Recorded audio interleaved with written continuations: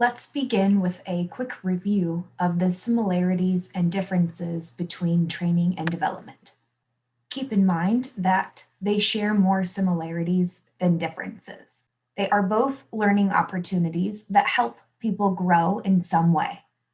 Both are important to employees at all levels of the organization, although development is especially beneficial for high performers with high potential.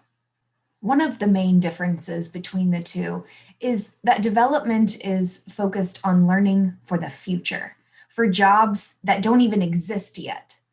Training, on the other hand, is more focused on learning for the present, for the current role.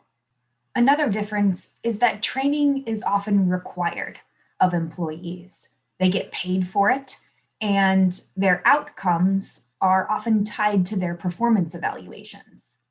Development, on the other hand, is usually voluntary and not tied to employees' compensation.